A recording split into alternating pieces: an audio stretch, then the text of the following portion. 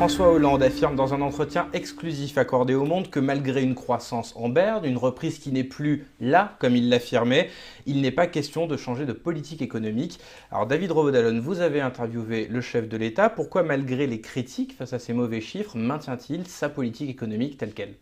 Je crois que le premier objectif du président avec cet entretien accordé au Monde, c'est bien sûr de donner le ton, de donner le là de la rentrée politique, avant même le premier conseil des ministres de ce mercredi, avant même l'université d'été du PS la semaine prochaine et avant même la rentrée politique. Donc non, pas de changement de cap, pas de zigzag, pas de godille, ce sont les termes qu'il emploie dans cet entretien exclusif et donc malgré les vicissitudes, malgré les mauvais chiffres, et notamment les plus récents, c'est-à-dire ceux de la croissance, malgré les chiffres du chômage qui n'en finit plus d'augmenter, eh bien, il estime que même s'il y a des petits aménagements à faire, même s'il a des mesures, des petites mesures sur les effets concrets de sa politique à annoncer, eh bien, il ne change pas de ligne et il s'y maintient tout d'abord parce qu'il estime que c'est la seule possible, la seule à même de redonner à la fois un espoir de croissance et surtout un espoir de renversement de cette fameuse courbe du chômage. Alors justement, ces aménagements, parlons-en. Comment doper la croissance selon François Hollande? Quelles mesures concrètes il entend prendre à la rentrée?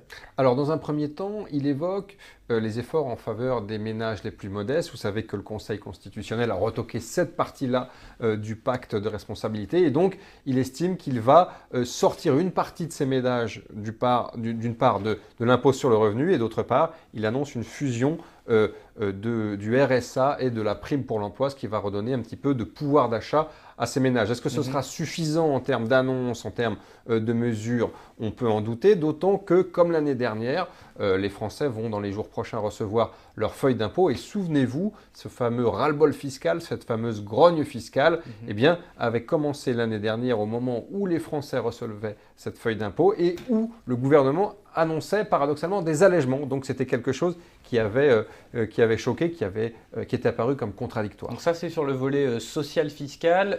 Qu'est-ce qu'on peut dire du côté du dopage de la croissance? Il y a eu également des annonces du côté des professions réglementées, du logement, c'est ça? Alors il annonce plusieurs éléments. Les professions réglementées, il annonce qu'il maintient le cap effectivement de ce qui avait été annoncé par Arnaud Montebourg, qui présentera en septembre sa loi sur la croissance et le pouvoir d'achat. Et donc les professions réglementées effectivement sont en ligne de mire et notamment d'autres professions. On pense au secteur du tourisme où il annonce des choses sur le travail le dimanche. Et puis il y a également le logement qui est un petit peu en berne. La construction est en berne ces dernières semaines alors que c'est une activité extrêmement importante pour la croissance. Et là encore, il annonce plusieurs éléments de nature à vivifier un peu cette croissance qui a tant fait défaut ces derniers mois et qui a un petit peu finalement vicié son calcul initial et son plan qui était le fameux pacte de responsabilité. Oui, une croissance qui a tant fait défaut qu'aujourd'hui le président est dans une situation politique très fragilisée. Sa parole politique a été mise à mal, notamment par la non-inversion finalement de la courbe du chômage, par un rassemblement de frondeurs au sein de sa majorité. Certains même s'interrogent à gauche sur l'opportunité d'une nouvelle candidature en 2017. Alors quel message adresse-t-il aujourd'hui à ceux qui doutent? Alors d'abord, il se défend sur les éléments que vous évoquiez, les promesses non tenues ou les pronostics ratés, c'est-à-dire effectivement la croissance qui revient, le chômage qui va s'inverser.